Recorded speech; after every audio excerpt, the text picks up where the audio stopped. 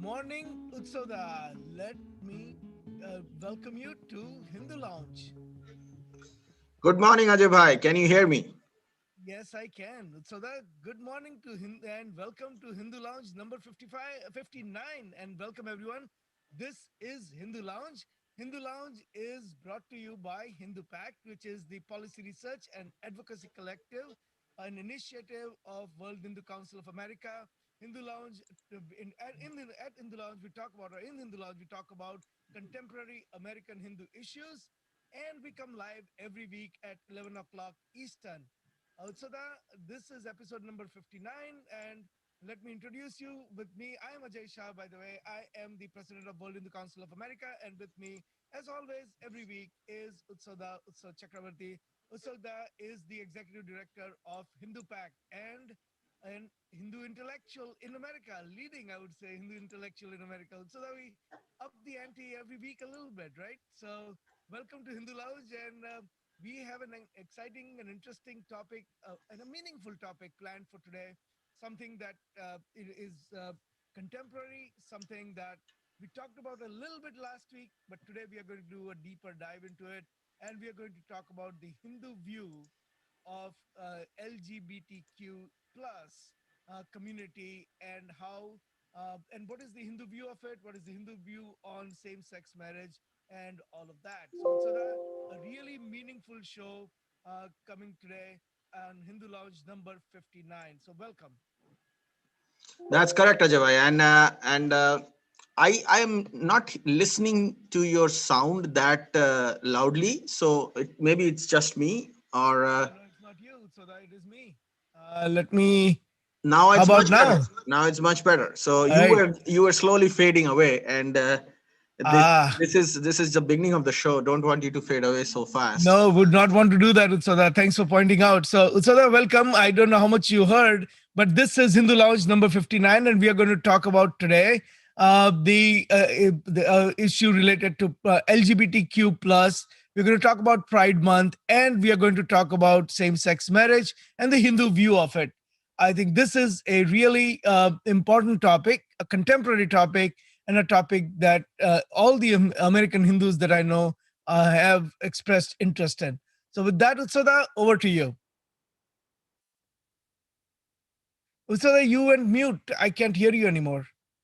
Yeah, we have a very interesting topic today, and this is an issue that has been part of human existence from the first recorded times in history. And you know how we see ourselves, how humans look at themselves, their gender, their sexuality, the interaction of these two things with the society, the religion and spirituality's connection to it.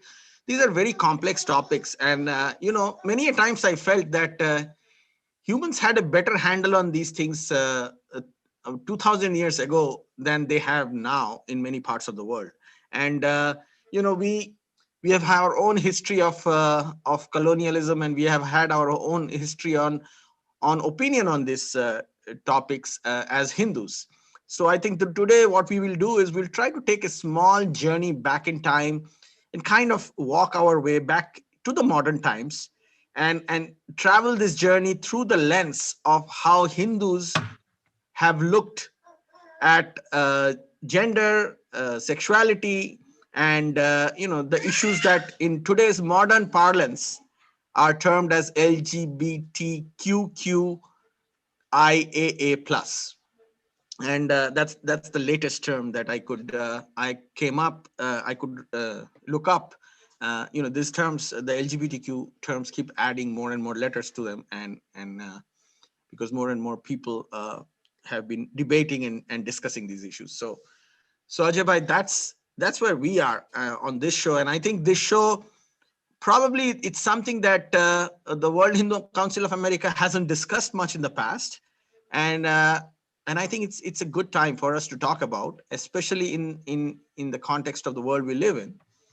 And yeah, let's Yes. dive into So, it. just for everyone's information and reference, I mean, World Hindu Council of America or VHPA actually, you know, put a statement out over 10 years ago, which said that we do not believe in discrimination on any basis, including gender or sexual preferences. And we actually put out a statement saying that Hindu Dharma has historically has been welcoming of all, regardless of their sexual orientation and regardless of their sexual preference. So no gender discrimination in Hindu Dharma.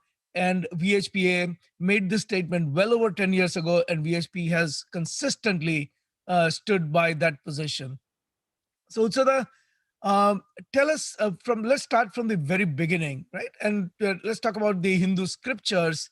And is there a reference in Hindu scriptures to, you know, non-male, non-female gender?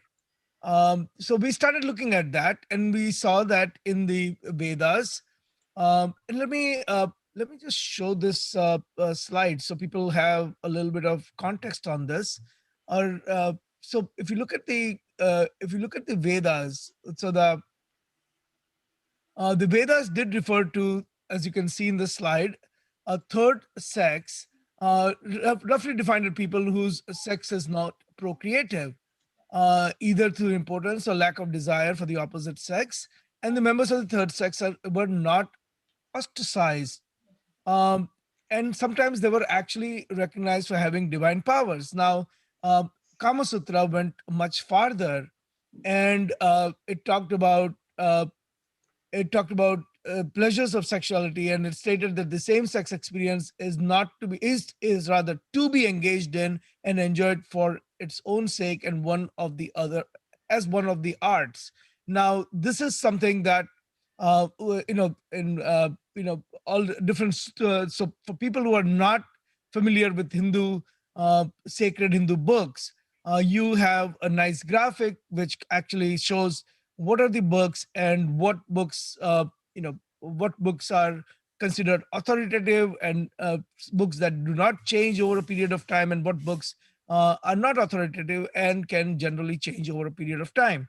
So that I this is the picture Yeah, that you picked. yeah, yeah. So So please if talk you about it a if you little look bit. at the thank you, Ajay. If you look at this diagram that you just put up, uh, so this is probably going to be the most important part of this meeting today.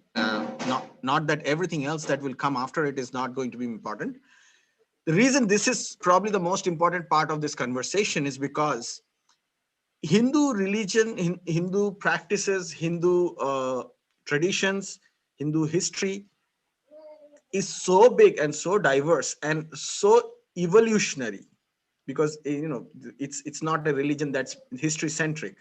It's a religion that has evolved with time, and it keeps engaging issues and growing. So there is always going to be a debate. Somebody is always going to quote something or refer to something and say, oh, but you know what, this is not what it says. Because that's what happens when you have diversity of opinion, uh, and your religion actually embraces it.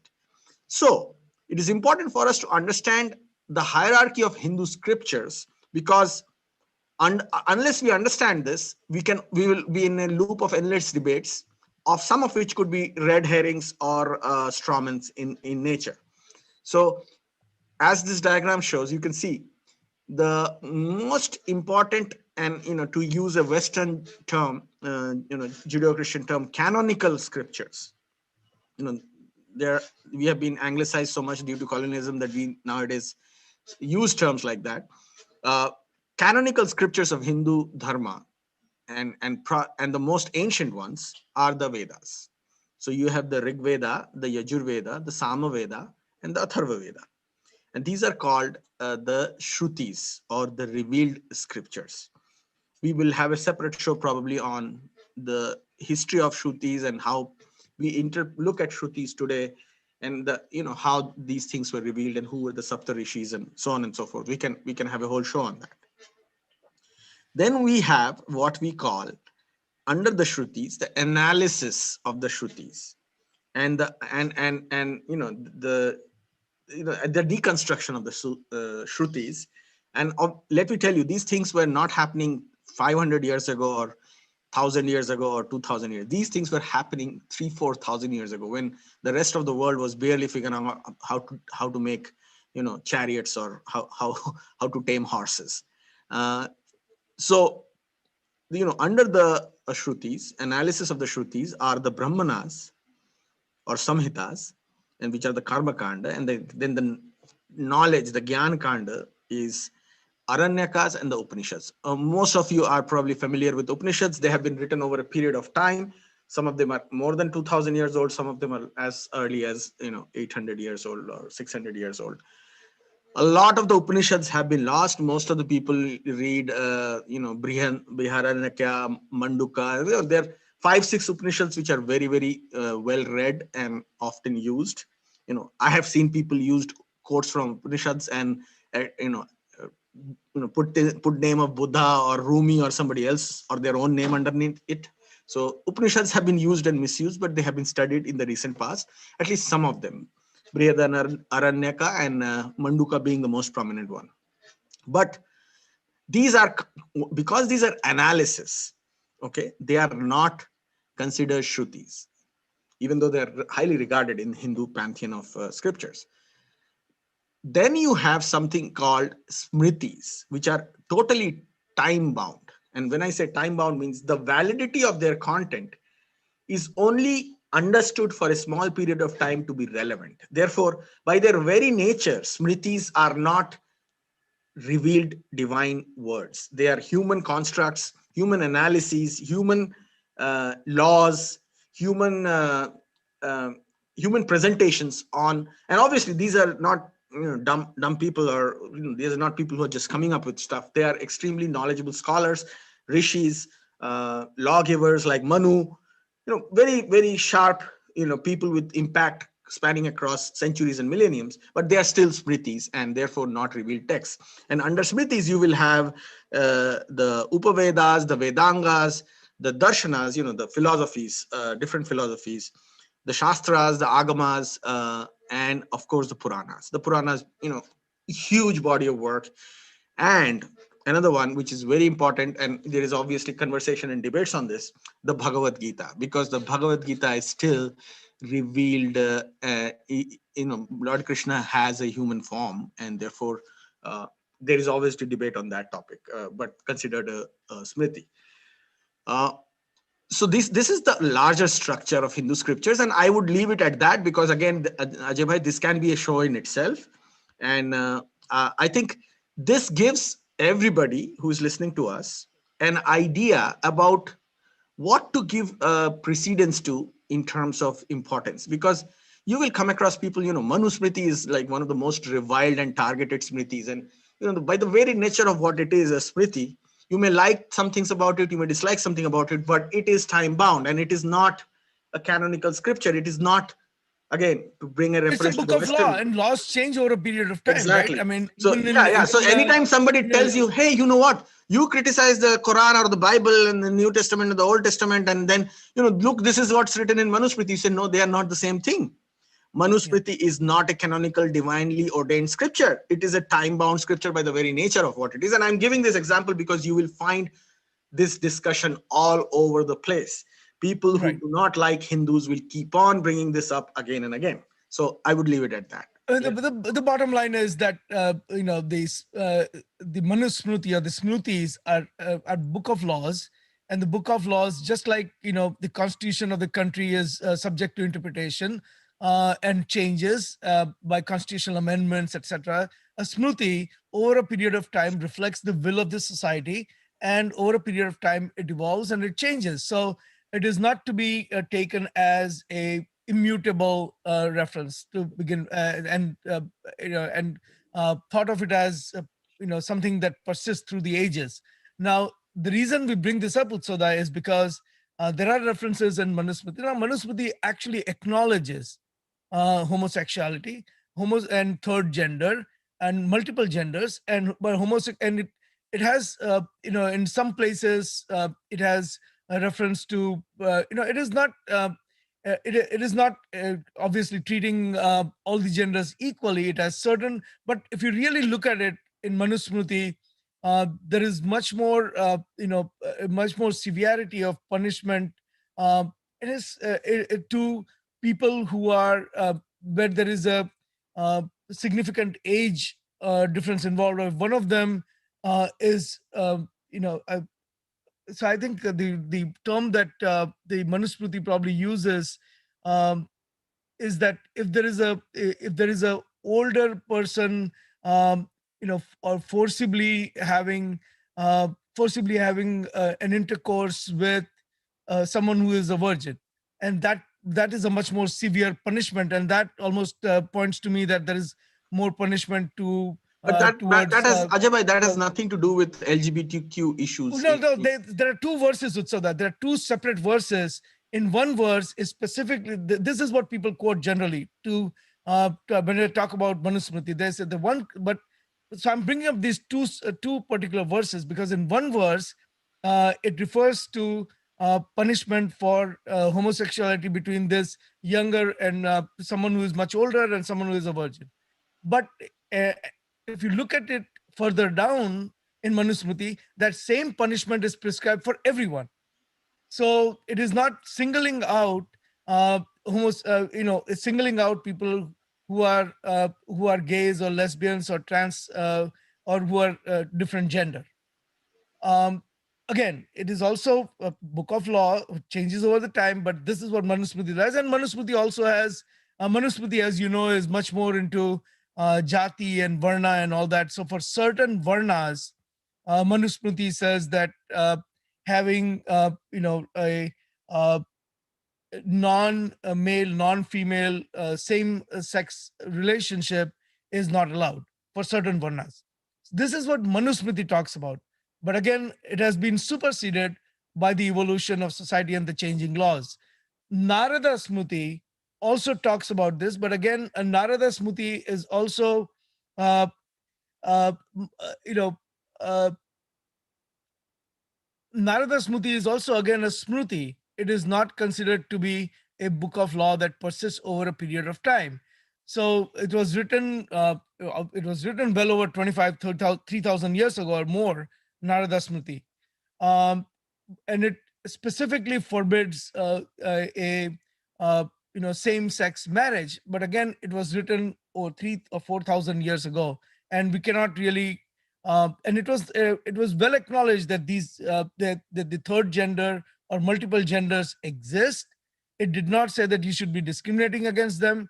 There was in that particular in that particular Shruti Narada Smriti, it says that same-sex marriage is not allowed. But again, these are the aberration and not to be taken as book of law. There was no general discrimination against the lesbians, gays, or transsexuals or other genders and other forms of sexual identities when it came to Hindu Dharma. So there is another example uh, of and is a sutra, and that is Kama Sutra, right? And Kama Sutra, invest people have the people know something or the other about the Kama Sutra. Now, Kama Sutra has has actually not maligned homosexuality, or in fact, it has said that to be engaged in and enjoyed for its own sake as one of the arts. So there's really nowhere in Hindu scriptures it says that you should discriminate against people who belong to a certain gender and uh, and they should be treated differently or they should be persecuted or any of that. In fact, so that there is a story in Ramayana when Sri Ram leaves Ayodhya for his exile. And you know that Sri Ram gave up his throne and left for Vanavas for 14 years, right? And when he left, a crowd of his subjects followed him into the forest. Um, and he tells them, and Bhagwan Sri Ram tells them not to mourn. Okay. And and he says, and that all men and women of this kingdom should return to their place in Ayodhya.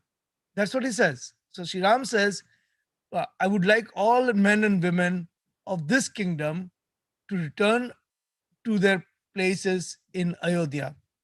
And Sri Ram then leaves for Vanvas for 14 years.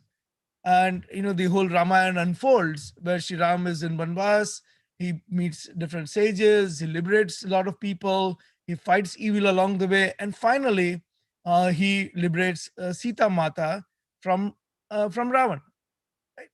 So this, when he, after 14 years are over and Sri Ram returns to Ayodhya, he finds that group of people who are neither men nor women are still standing there in the same place, waiting for Sri Ram to get back. And these are the people who are the third gender, is called traditionally in India, and they are called Hijras. And these Hijras, who are neither men nor women, have not moved for 14 years from the place where he gave his speech. Now, Sri Ram Utsada is impressed with their devotion, okay, and he grants the Hijras the boon to confer blessing on people during auspicious inaugural occasions like childbirth and weddings. Okay, so look, so the Sri Ram actually elevated the status of people who uh, who were of this third gender because of the devotion. So Ajay, I just want to That quickly say story, something. I want to yeah, quickly say something about no, you mentioned the word hijras to describe the, the third gender or the ambiguous gender or transgender, which is a general term that is used. But let me tell you the impact of colonization on us.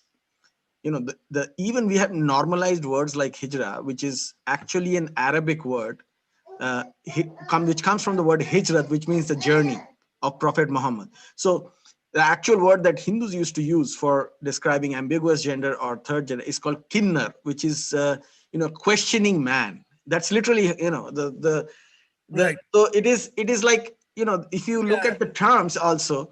I mean, most no, Indians or most Hindus point won't. taken. So, Yeah. yeah, no, the reason I use the word is because that is the word that many people who are listening to the show today would probably relate to. But you're absolutely 100% correct. So it Uh, points to the level of colonization even our terminologies have gone through. absolutely, I agree. But the point is, so that it's not the point is not the not that the one phrase or the other is used. The point here is a larger point that even 7-8,000 years ago, during the time of Sri Ram, there was not just acceptance of non-male, non-female genders, but it was this group of people was elevated in the hierarchy of spirituality in the society because Sri Ram granted them a power or a boon to bless other people. And that to me, Utsoda, differentiates uh, the uh, Hindu way of life, Hindu culture, Hindu philosophy, Hindu Dharma from other faiths, without going into how the other faiths treat this, right? So that there is also I came across this quote from Shri Shri Ravi Shankar. And Shri Shri Ravi Shankar is a well-known, uh, Guruji in contemporary Hindu Dharma, and he has said that homosexuality has never been considered a crime in Hindu culture. In fact, Lord Ayappa was born of Harihara or Vishnu and Shiva. It is not a crime in any Smriti. Remember, Utsada, you defined Smriti. These are the Vedas. Everyone has male and female elements. According to their dominance, the tendencies show up and may change. So there is fluidity. Nobody should face discrimination because of their sexual preference. To be branded a criminal for this is absurd. And that is from a contemporary Hindu guru, uh, Sri Sri Ravi Shankar. And so that to your point, and because you already introduced this subject, um, I would like to give you an opportunity to explain this particular slide before we go into some historic uh, precedences of multiple genders in Hindu Dharma. So tell us about this slide.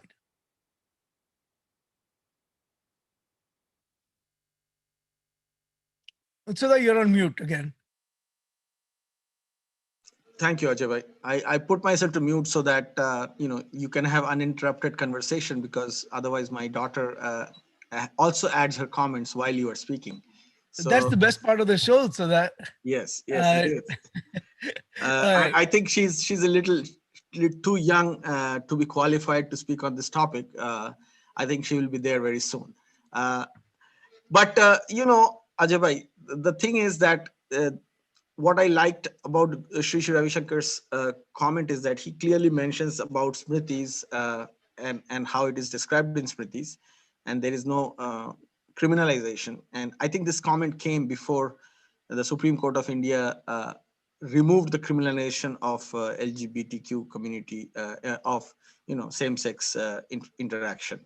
So, but yeah, the topic that you're talking about is, this is a story of how in a place called Kuvagam in Tamil Nadu, which is the southernmost part of the Indian subcontinent. Uh, Many people in our audience speak Tamil. Tamil is one of the ancient languages of the world, and there's a festival to a person called Iravan from the Mahabharata. Iravan is the son of Arjuna, and he sacrificed his life. And the story goes that he he had he was somebody who is described in the Mahabharata as somebody who changed genders.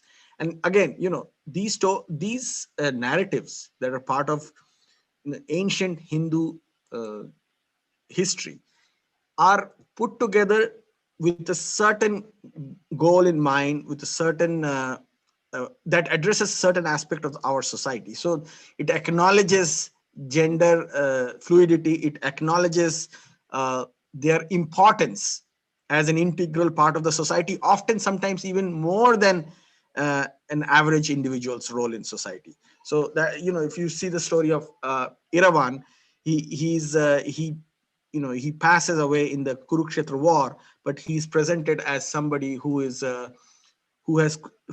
gender fluidity. And in Tamil Nadu, there is this ancient temple at Kuvagam, where every year there is a festival of transgendered people from all around the world, actually. And every year they gather there and they celebrate Iravan, and they reenact Iravan's one-day marriage to Mohini during the war, Mahabharata war. And what it points to, Ajay Bhai, is the fact that these ancient Hindu traditions and practices were very cognizant of these gender fluid and the fluidity of sexuality in the society, and they worked very hard to make sure that they are integrated in the society in the form of festivals. Now, it's a different story that today, if you go to Kuvagam, you will see a bunch of Protestant churches sponsoring these events so that they can distribute Bibles in these festivals. And imagine the irony of this So thing. yeah, so that let's keep it to the the ancient Hindu traditions here. So keeping it our theme for today.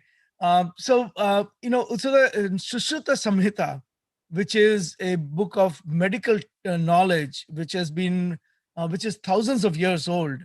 In Sushruta Samhita, for example, there are two different types of homosexual men that are described.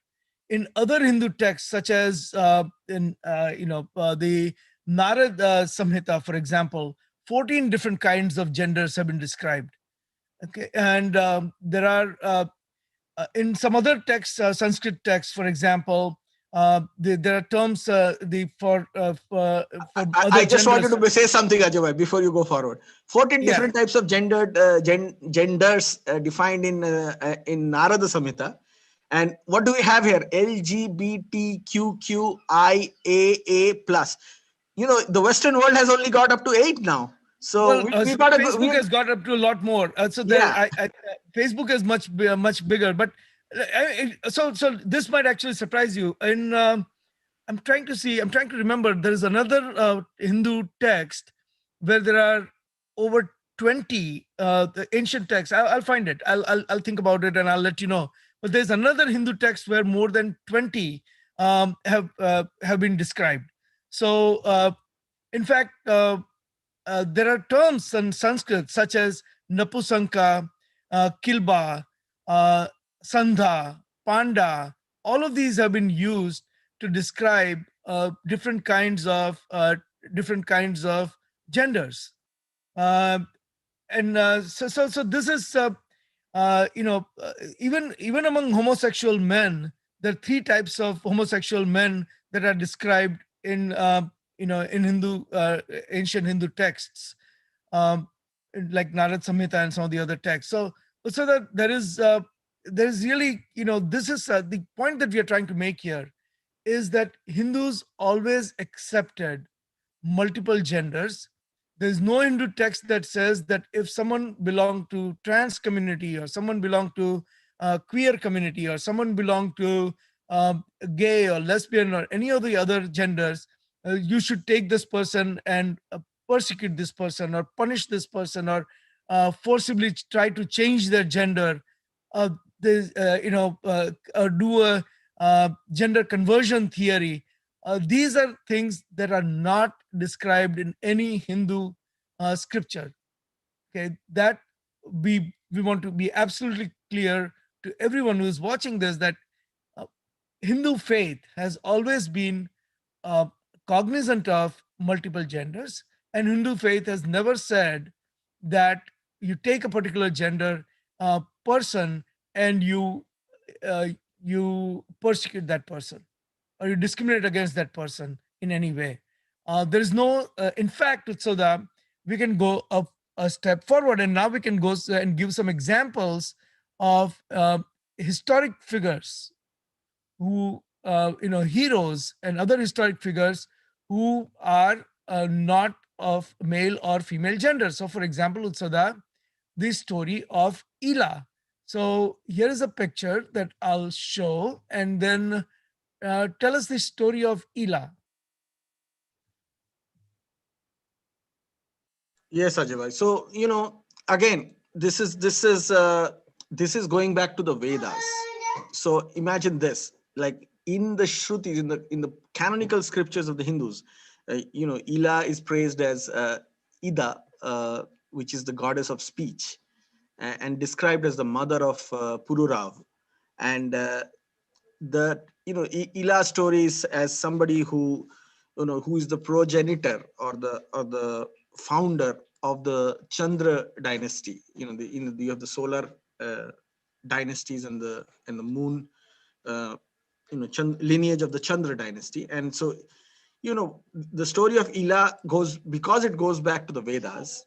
It kind of, again, solidifies our assertion that the acceptance of gender fluidity, again, is very, very intrinsic to Hindu philosophy and Hindu religion itself. And she's described as the son or daughter, because she changes roles in between, as of Vaivasta Manu, and a sibling of Ishwaku. Ishwaku is the founder of the solar dynasty, the Surya Vansha, uh, that actually Bhagwan Sri Ram claims lineage from in our Ramayana. So these are all intertwined. All these historical presentation of Hindu history is intertwined, and they're intertwined with our philosophy. They're intertwined with our, both Shrutis and Smritis, and in most cases they are very accepting. They're in fact eulogizing many of these gender roles and fluidities. So that's the story of Ila, Ajay bhai, uh, from the Vedic times. So that then there is a story of Shikhandi. So tell us about the story of Shikhandi. So I think Shikhandi is very, very well known from the Mahabharata times. as this uh, transgendered individual who who becomes a shield for during the Mahabharata war, and he kind of entraps Bhishma when Arjuna is fighting Bhishma, and kind of makes him, because Bhishma had said that he would never target a non-male in battle. Shikhandi becomes the shield of Arjuna, and kind of forces Bhishma not to throw arrows or target Arjuna, who was hiding behind Shikhandi, and that way Bhishma Pitama is trapped. And people, I'm pretty sure, know who Bhishma is and who Arjuna is. So I think Shikhandi is a very good example of a popular, very very popular personality from the story of Mahabharata and the Battle of Mahabharata, who again, non-gendered individual, non male female, non-binary individual, if I put it in modern terms, uh, from the story of Mahabharata. So that then there is a story of the hero of Mahabharat, and the hero of Mahabharat in some ways, in the battle, the Mahabharat battle, I should say, the hero of Mahabharat battle is Arjun or Arjuna. So Arjuna uh, is this warrior, uh, ace archer, and so that story is really interesting, right? Because um, when Arjun refused the met with Urvashi, and he refused the advances of Urvashi. Urvashi said that you will become a kliba. A kliba, as we just talked about, is a term for a third gender, right? A variation of a third gender. So, so Arjuna goes to Bhagwan Krishna, and Krishna Bhagwan says that, look, this is not a bad thing. In fact, this may be a good disguise for you for your last year in disguise. And they also had to spend several years in forest, right? So Bhagwan Shri Krishna says that, don't despair. This may actually be helpful to you. So remember, Bhagwan Shri Krishna does not say this. What our takeaway is, Bhagwan Shri Krishna does not say that, hey, no, no, no, this would be really bad, or oh, this is a bad curse. Bhagwan Shri Krishna says, that's okay. This will be helpful to you somewhere along the way. So there's no, even from Bhagwan Shri Krishna, an avatar of Shri Vishnu, there is no criticism of the third gender, in this case, Kliba. And so Arjuna takes the name of Brihannala and dresses in woman's clothing. Now remember, this is one of the best warriors on the side of Pandavas, right? An archer, one of the best warriors, and he is now in women's clothing, and he gains entry into the city ruled by Virata, where he's taught the art of music, singing, dancing, where he teaches rather all of that to Uttara and her female attendees. So he actually acquires, not just acquires this third gender, but he actually integrates himself in the society at the time where this third gender was engaged in all the artistic pursuit. And Arjuna becomes an artist and goes around and teaches this performing art to Uttara. And actually, if you go and look at Padma Purana, which is another collection of stories and well-known collection of stories, very ancient, and in that version, it actually says that Arjuna actually not just converts to or acquires the gender characteristics, but for a period of time he actually transforms into a woman.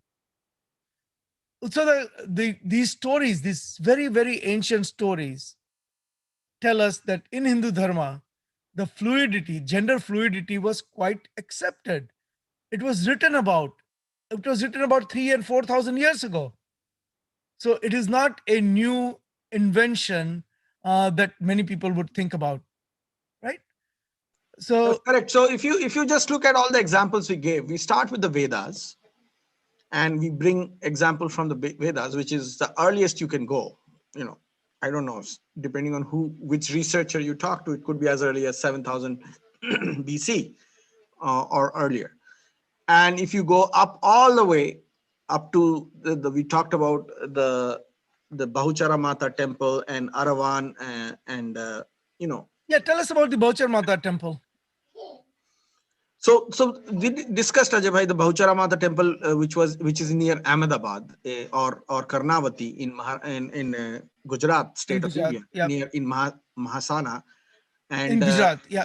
yeah, and the shrine was built in 1152 Common Era, and it is a shrine dedicated to the mother goddess, who is the patron goddess of all transgender people in this Indian subcontinent. So in the southernmost tip of India, you have the temple of Aravan, and in the west of India, you have the temple of Bahuchara Mata, which is in from the 12th century.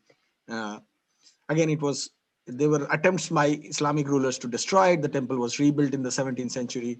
Uh, so this is an example of how historically, throughout history, going back all the way 7,000 years, 8,000 years to the last, the 11th, 12th, 13th century, you see a continuous line of scriptural, historical, regional, uh, grassroots, elite, across social spectrum, across religious spectrum of Hindus. You will see acceptance, acknowledgement, and in some cases even promotion of binary, non-binary, transgendered, LGBTQ plus people, personalities, historical figures, and that is unparalleled in any other part of the world. Not nowhere else in the world has this been continuous. This is the entire known history except the last 800 years of colonial period of Hindu history. Entire Yeah, known and history of the world that they have accepted and absolutely, acknowledged. and we'll get into it in just a second. So that I want you to talk about the last one, which is the story of Iravan, and let's talk about it a little bit. So Ajay bhai, I spoke about Iravan when I was speaking about the You Kubagam. did. I just wanted to show the picture, so I wanted to give you an opportunity to kind of emphasize something that you probably hadn't before. So let me share this picture to give a little bit better idea. So I know you spoke about it. I just thought that I'll share this picture because we did find Iravan a good picture, and so this is the picture of Iravan or Iravat, as sometimes he's called, and from the story of Mahabharata, right? You just talked about it. And in today, when people enact or reenact Mahabharata, they actually, this is how people dress up, correct? That's correct, and this is very very typical style in the southern part of the Indian subcontinent, and also in communities, Hindu communities in Malaysia and the entire Chola Empire, where this tradition And across the even with Indian the Ocean. morality of today, this is not something that is rejected. Iravat or Iravan is depicted, is played, and it's nothing, and it is depicted as someone who's dying a heroic death. So again, even today, after 1,000 years of colonialization or whatever, people have still the Hindu wherever the Hindu festivities are held and Mahabharata is reenacted. This particular character from Mahabharata is celebrated Amongst the Hindus, amongst the among Hindus, yeah, we are only talking about Hindus. yeah, So, yeah, amongst the Hindus. so I mean, it is Mahabharata. So I don't think non-Hindus will celebrate Mahabharata. So uh, it, Correct, but uh, Ajay bhai, as the, in general, what I've seen is that even amongst non-Hindus, if their past you're is, on. even amongst non-Hindus, if their past is Hindu, if you go to the countries of the world which are historically Hindu countries but have only in the past couple of hundred years been converted to some other religion, there is a higher chance of LGBTQ plus people facing less discrimination. So let's leave the non-Hindu part aside for today. Let's just concentrate on Hindus. Ajay Bhai has requested me many times not to Yeah, bring up the I want to colonial focus on eras. Yeah. today we are only focusing on Hindu, the way the Hindu the representation of LGBTQ plus in Hindu scriptures, in Hindu history, in Hindu culture, Hindu way of life. Uh, Yeah, so I so that always look at things in comparison, Ajay Bhai. That's why I yeah, keep I bringing know. it up. So Yeah. that I know. It's a new learning. Let's say this. Let's put it that way. It's a new beginning and a new learning. Okay. So I I I uh, I want to bring up the issue that has been on the forefront for many Hindus in America, and that is the issue of same-sex marriage. Because over the last 5 years, or actually last about maybe about 10 years, the same-sex marriage has been legalized in many American states, right? And then there was a Supreme Court ruling and all of that. So I think the the question always comes up that what is the Hindu view on same-sex marriage? So that I want to we want to talk about that, and we want to present a historic context, and we want to talk about today's context, right? So the historic context, Soda, is that in history, the marriage of the third gender among Hindus was, except in some smrtis, it was not different communities followed different smrtis and all of that. So not all Hindu communities rejected the idea of same-sex marriage. Okay? And this tradition has actually continued till today. In fact, let me show you this. Let me show you this picture of the same-sex marriage, or a marriage of hijra that is taking place in India. And you can see that even today, the same-sex marriage does happen in India.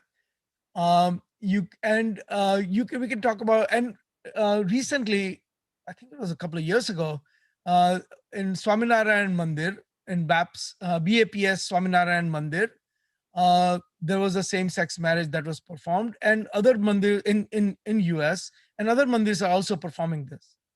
Uh, there is whether it is trans, whether it's whether it's gay, lesbian, uh, queer, any of the genders, their wedding, their marriage is not ruled out in any of the primary Hindu scriptures. So that your thoughts? Yeah, as I said, Ajay Bhai, uh, you will find very little references to opposition to marriages on this basis, irrespective of the gender of the individual. And that is, I think, it makes it so easy for Hindu temples to officiate same gender marriages, same sex marriages. And I think that's something very unique to our community. It takes very little uh, to justify it scripturally, and that's what we have been discussing today. So the path to having same gender marriages in Hindu temples is much easier. And again, I'm not saying that's the thing about Hindu Dharma. Everybody has their own take on it. So I won't say that everybody is at that same plane all the time. That's, we are not a absolutist But monotheist 1.5 billion Hindus in the world, so correct. So, getting so everyone on the and same also institutionally also there is a diversity of yeah, opinion, but it is very hard to come up with an opinion that is extremely opposing to these issues, because there is no scriptural support for it. and correct. and it takes you literally have to go to other people's scriptures to justify it. Yeah, and so the that I think we should absolutely make it clear that from the mainstream Hindu organization perspective, we would make a statement that we are not against uh, the same-sex marriage. And we have never been. I mean, there's no, we have always said that, look, we go back to Hindu history and we look at it. And again, the laws evolve over a period of time. And we are, we look at the primary scriptures, we look at the evolution of society, we look at the evolution of laws. And we say that, based on all of that, our conclusion is that the same-sex marriage had no so-called ban in Hindu Dharma that we know of. Correct? Kushada, Absolutely. Yeah, yeah. absolutely. I agree with you, Ajay bhai. And this is important. Ajay bhai is the president of Vishwa Hindu Parishad of America, VHPA, or World Hindu Council of America. So today, whatever Ajay bhai said is a profound policy statement from VHP America. Well, I'm not saying this just as the president of VHPA. I'm just saying that this is something that most of the American Hindus believe in. This is, if you were to go to second and third generation Hindus, and even most of the first generation Hindus, the Hindus are welcoming of other people and their choices in lives. We do not discriminate people on the basis of the choices they have made in life. And we have to be really open about it, and we have to be welcoming of people who have different views. We have to be open with we have to be open about people who have different orientation, people who have different race, different way of worship, different religious books they follow. The people who there are people who consider their primary deities to be Sri Ram. There are people who consider their primary deity to be Shankar Bhagwan, the people who worship, Durga Mata, or, so there are people in her various forms. So then there are people who would think of God as formless. So when you give people a full freedom to worship the way they want to worship, all the other differences become minuscule. So when you say that we are not going to abide by a single book, but we have multitude of books. We have Vedas. And if you don't believe in Vedas, then there's Nastikvad, and that is acceptable too. So it is not just the Vedic, but it's also the non-Vedic, and both are accepted. And when you are accepting of everyone at that level, at that level of spirituality, in modes of worship, in the books they follow, in every other aspect, then why would you not be accepting of people who are of different genders? In fact, our primary books actually already mentions multiple genders, dozens in some cases, couple of dozen, and they've never said that discriminate against people who are of different gender or treat them differently. So I think it is not a matter of me making a statement of any kind. All I'm saying is look at all the history and philosophy and everywhere else, and you will see that we are accepting of everyone. And finally, Utsada, I want to say that we do have a caller. So Chitra Balaji is calling. So let's get Chitra um, in the call.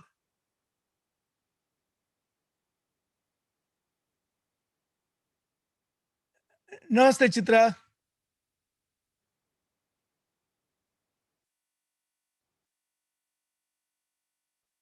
Chitra, you're online. Go ahead. You're on mute though. Yes, please go ahead. We can't hear you. Are you on? Yes, yes, I'm on. Oh, good. Please go ahead. I just joined the meeting. I just saw it live on Facebook, so I just wanted to see what's happening. I just joined the meeting. Please go ahead. I'll contribute a little later. No issues. No, we are almost towards the end of this topic, so please contribute. Oh no, no, no. Actually, I didn't see from the beginning. I just saw the topic Okay, now, and I okay. just thought. Okay, yeah, no, please. Thank you for joining. So that there is one more thing, and that so we come to the so welcome Chitra. So let's talk about it. Talk about a slightly different angle to this. So why? So we talked about this, right? So that we talked about the fact that we talked about the um, Let me just go to the speaker view. I don't know why I don't see the speaker view. Just a second. I'll just spotlight. So that we talked about the fact that Hindus have traditionally been accepting, right? But if you look at some of the contemporary actions of Hindus in India, you will see that the laws, the way they have been written, for example, are discriminatory, and we're not mince words on that, right? So there is discrimination in the laws, especially in India. Now we speak for American Hindus. We don't speak for Indian Hindus because we live in America and this is our karma bhumi. So our contention, I think that we have talked about in past is that these are the vestiges of British colonialism, or these are the laws that are left over from the days of British ruling India, or and they really are not truly reflective of the underlying Hindu fabric of life or Hindu culture in India, right? And you have picked a slide and you have talked about it. So let me just show the slide and get your view. What do you? So here is the slide on colonialism that that you picked. So let me show that and tell us about this slide. So Ajay, you the larger context of the slide is that most people from a global perspective would ideally want to evaluate the Hindu understanding of LGBTQ issues to laws in India. That's the biggest mistake they would make, because the laws in India are vestiges of the British laws, which were essentially Christian laws from the Victorian times. And so, the first thing that I would request people not to do is to equate uh, all the laws in India, especially civil laws in India, and consider them as part of Hindu law. One good example is the section 377 of the Indian Penal Code, which until very recently, only in the recent past, under Prime Minister Modi's rule, the Supreme Court of India uh, removed the criminalization on September 6th, 2018, removed criminalization of same-sex interaction. And that was because for the last 70 years in India, LGBTQ community suffered immensely because of the criminalization of LGBTQ community and their interaction between themselves. And this is nothing to do with Hindu religion. This has nothing to do with Hindus. This had everything to do with Victorian era, Anglican Christian laws that the British left over in the Indian subcontinent.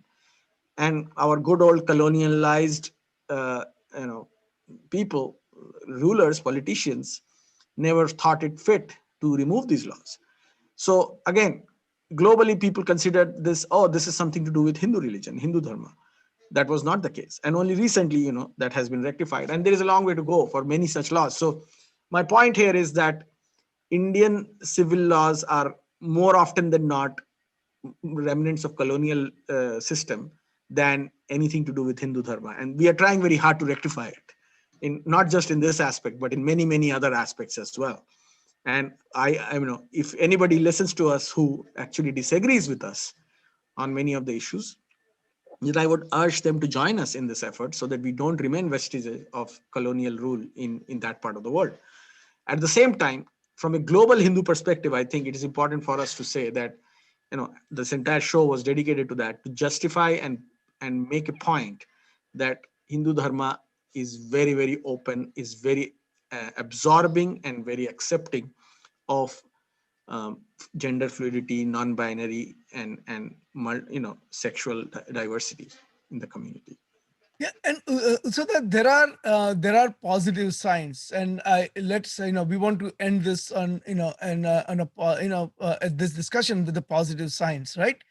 Um, and you have a really great example of a recently concluded Kumbh Mela, and I'm going to share this picture because it tells a story, and I want you to tell the story of this picture. What is this? What is the transgender akhada? So there is, in the recent past, I won't say that it was just in this Kumbh Mela, but there have been a couple of Kumbh Melas in the last 5 to 8 years.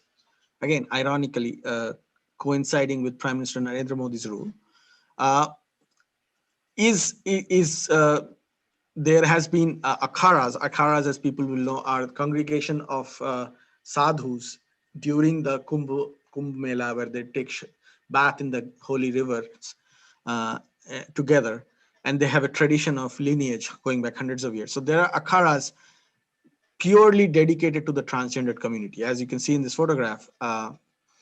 That's something unique, you will never find it in other major religions of the world. And this is something that comes back from ancient times. This tradition was lost in the last 700, 800 years. uh, Another show for why it was lost. And now it's being brought back, and in the last 5 to 8 years you will see that there are kinnar akharas in these kumbh melas, which is a very, it takes back a thread of the diversity that the Hindu community historically is known for. Absolutely. And so that I want to end this particular segment with this picture, which I found it quite interesting and intriguing. So take a look at this picture, Utsada. This is a picture from a travel magazine, um, and this is talking about Bali, which is uh, a province of Indonesia, which is Hindu, pretty much 100% Hindu. And it talks about the Balinese spirit. And it says that Bali is a paradise island that is ever welcoming of LGBTQ travelers. Hinduism and its island's spirituality plays a large part in why this is. Okay, an editor in chief of Out There, the name of the magazine, uh, Uvren Jong discovers or Yong uncovers the LGBTQ themes in the Balinese mythology. So even in the far-flung areas where Hindu Dharma spread, the acceptance of LGBTQ was built into the cultural fabric of the society. And so that is why Tulsidas, Goswami Tulsidas, who wrote Ramcharitra Manas, said, Nar Napusang, which is a transgender or third gender, Nari va jiva, charachar koi, sarva bhav bhaje kapat taji, mohe param priya soi. All men, queers, women, plants, and animals are all equally dear to me, Sri Ram, if they approach me with devotion and without malice. So everyone is acceptable to Sri Ram, Bhagwan Sri Ram, if they approach Bhagwan Sri Ram with devotion and without malice. So that with that, we end this particular segment of our show. And if you have any final comments before we move, before we talk about some of our regular segments, this is Pride Month, and we talked about it we talked about it last week. That in Pride Month, the Hindus of America, as represented by one of the most prominent and the largest Hindu organizations, one of the largest Hindu organizations in America. Uh, you know, we join in the celebration of Pride Month. Final thoughts, Utsada. Utsada, Asif you're bhai, on I mute think again. I think the what we discussed today is important to the community because it's something that needs to be told and is important for the rest of the world to know, because we ourselves will not know unless we talk, and that's why this was important. I think in Pride Month this was a befitting topic. Thanks for picking this up, and we can go forward to the other segments. Absolutely. Utsada, I want to, as always, we have our three regularly scheduled segments. The Hindu Good News of the Week, Hindu Seva Charity Act of the Week, and the most awaited segment of all, the Hindu Phobe of the Week. And Utsada, we'll start with, as always, we start with the Hindu Good News of the Week. And Utsada, don't we always have a music or something that goes with it? We do. So here it is.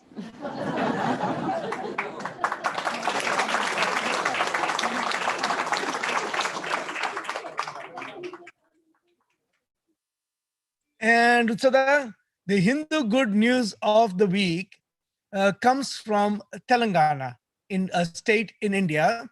And Telangana youth has made strides using the Vedic farming methods. So now this particular youth, if you read the news item, uh, he has gone back to Yajurveda to identify the kind of farming techniques that were used in those timing. So they didn't use the chemical fertilizers and things like that. And he used the techniques laid out in Yajurveda and some of the later Hindu scriptures to really do, he's using that to do the farming.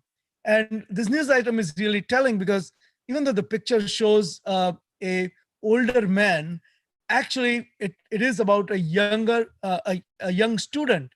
And it starts, so the picture is not quite representative of the news item, and that's the way newspapers sometimes do. But if you look at this news item, it says not all youngsters dream of going abroad and settling there for a fancy pay package. Some make strides by adopting an age-old farming practice that helps them reap gold from lands. And Kautilya Krishnan, who pursues PhD in Yajurveda Bhasyam at National Sanskrit University in Tirupati, has not only mastered the Vedic farming technique, but has also been growing rare Krishna Vrihi variety paddy in his 3 acres as Kshamipet under the uh, Ginneruvaram Mandal in Karimnagar district. And then the news item, if you go and look at it further, uh, he goes on and says that I began growing Krishna Vriti paddy using Vedic farming techniques a few years ago after procuring the seeds from Chhattisgarh. And then he talks about how he uses, how his farming technique is based on Yajurveda, and it uses only the milk and honey as pesticides and cow dung for manure. So, and the seeds are picked based on the principles mentioned in Sushruta Samhita, the one that we talked about, the medical text, ancient medical text. And before beginning the cultivation, he performs special puja and other rituals to ensure good yield. So we picked this as a good news of the week because, and there's a lot more to news item, people can look it up and all that. But we picked this as the Hindu good news of the week because there are gems waiting to be discovered in ancient Hindu text. And I believe so that these are the kinds of attempts that have to be celebrated and recognized because this eventually we will uncover these ancient techniques of organic farming, ancient techniques of holistic living. And that is why today, Utsoda, we recognize this this particular news item, and Kautilya Krishnan, who is implementing the Vedic farming as for Hindu Good News of the Week. And once again, Utsada, a big cheer uh, for big cheer to Kautilya Krishnan for doing the Vedic farming.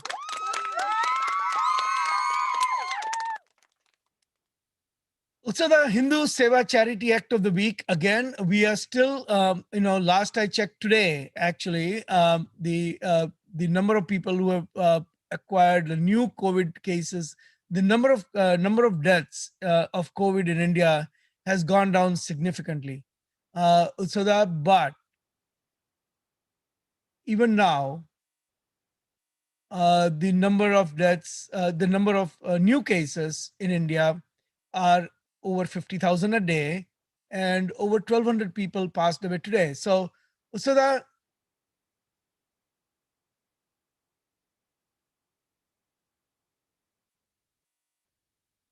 I Ajay hope bhai, you can hear the music.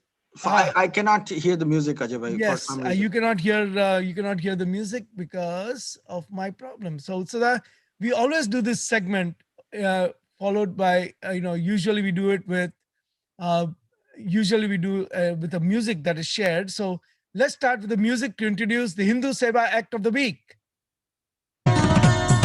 मनसा सततं स्मरणीयं मनसा सततं स्मरणीयं वचसा सततं वदनीयं मनसा सततं स्मरणीयं वचसा सततं वदनीयं लोकहितं मम करणीयं लोकहितं मम करणीयम्. So that once again, because of the COVID situation that I just described in India, our fundraising efforts continue, and we once again nominate VHP America, our own organization, parent organization, COVID relief efforts as Seva Act of the Week. And please go to VHP America, vhp-america.org, click on the donate button, and please do whatever you can to help people who are, you know, who are suffering because of COVID-19. These are the people we are collecting funds for various oxygen concentrators. We are collecting fund for ecologically sound cremation, and we are collecting funds for rehabilitation of kids who have been orphaned because of COVID-19. So I urge you, please go to vhp-america.org and click on the donate button. I must also say that a lot of our efforts have now shifted from oxygen concentrators and other things. We still do some of that, but they have shifted to really helping kids and the families who have been the victims of COVID-19. So please go to our website, click on the donate button, and donate. Uh, with that, we come to the final segment, the most anticipated segment of the week, and that is the Hindu phobe of the week. And Utsada, we always have don't we have a special sound for that usually? Where is that sound? Let's find a special sound. We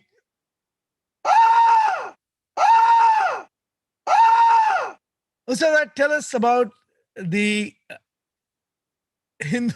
Tell us about the Hindu phobe of the week, and I'll put up the screenshot for you. So this is so while I put up the screenshot, so that let's talk about it. Yeah, so this is the Hindu phobe of the week is the people who destroyed a 1,000-year-old Hindu temple in Tamil Nadu. This temple was a Chola era temple, and at the village of Kizanan Nanchur village in Pudukkottai district, and it happened 3 days ago. So it happened last week, and the temple it's a historical temple with the deity of Lord Shiva, Ganesha, Parvati, and Nandi, and you can guess the people who did it, uh, but they went in and destroyed, beheaded the statue of Lord Shiva, uh, Ganesha, Parvati, and defiled the statue of Nandi, the deity. Uh, and this was built during the Chola ruler Kolathunga Chola III, and I think this is happening in Tamil Nadu, in the southern part of the Indian subcontinent. Uh, what is alarming about these is that these kinds of desecration of Hindu temples is happening with quite a high bit of frequency, and it coincides with the growing population of absolutist belief systems in that region. Uh, Again, Ajay asked me not to talk about them, so I won't mention their names. And we have to really make sure this doesn't happen.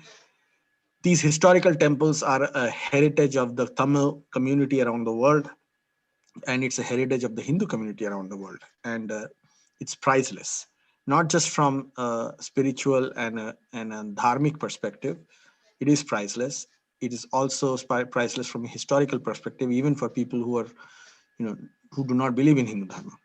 So that's why I nominate the people who destroyed these beautiful deities as the Hindu haters of the week. And thank you, Sada. I mean, all I can say to an act like this, it is shameful. It is really, really, really, really shameful to destroy a sacred place of worship that is 1,000 years old, and nobody can justify it. This is not something that was built on the vestiges of someone else's acquired, someone by destroying someone else's religious place of worship. This is something that was built historically, um, for as a place of worship. Not, it cannot be compared with any other destruction of any kind. And so that I um, I really am. I hope that these miscreants are taken to task and they are given an appropriate punishment, because this has to be, this has to stop. There's way too many of these incidents, and we're talking about in India. We're not talking about the places that are no longer part of India. So with that, Utsada, we come to an end for today's show. It is a very meaningful show, at least from my personal perspective. I think we had to make a statement on where Hindus in America stand on really important American social issue, and today, Utsada, we have made that statement. So thank you for for a great show. Thank you for all your intellectual contributions, and we will continue this conversation again on a different topic next week. We come. This is Hindu Lounge. Hindu Lounge is brought to you by Hindu Pact. Hindu Pact is the policy research and advocacy initiative of World Hindu Council of America, or VHPA. We come live every Sunday at 11 o'clock Eastern on Facebook, on Twitter, on YouTube. And I am Ajay Shah with my co-host, Executive Director of Hindu Pact, Utsav Chakrabarti. Utsada, thank you and namaste. Any final thoughts? Thank you, Ajay Bhai. And my only thoughts at the end of the show would be that this is a conversation that the rest of the world should listen to. It will make the world a better place to see how Hindus across his timelines of history have embraced LGBTQ plus communities, and how it is intrinsic to our dharma, and how it has given shelter from across the world to the communities who face discrimination. So thank you so much, Ajay Bhai, for bringing And this up so that this we are week. not going away. I mean, we have a next segment, which is our, a special. So this week, I mean, so that an amazing piece of music created just for Hindu Lounge number 59. And some people may have heard it at the beginning of the show. Some people will hear it now. We'll play it again. Utsada, this music is created, is a special raga that is selected every week. So it is not just some random piece of music that is put together. A special raga created every single week by Decibels, and this time Decibels joined by Vikram Shankar. Once again, the Vikram Shankar, who does professional music, he has joined Decibels, and they have put together this amazing piece of music. I urge everyone to check Vikram Shankar out on YouTube. He has a huge following. In fact, he has bigger following than us. So we are grateful to him for contributing. And it's really so that I cannot thank Decibels and Vikram enough for putting together a special piece of music every week based on a classical Indian raga every year. So I have actually told them, Utsada, that please, in next week onwards, put a 1 minute segment for this show introducing the raga itself, because we play this music without context of having the raga. And so what I have, so next week onwards, we'll actually get some education as a regular segment on a different classical raga in Hindu Dharma, in ancient Hindu music. Okay, so Utsada, with that, thank you. And please, everyone, we will turn off the videos. Stay tuned and enjoy Decibels and Vikram Shankar.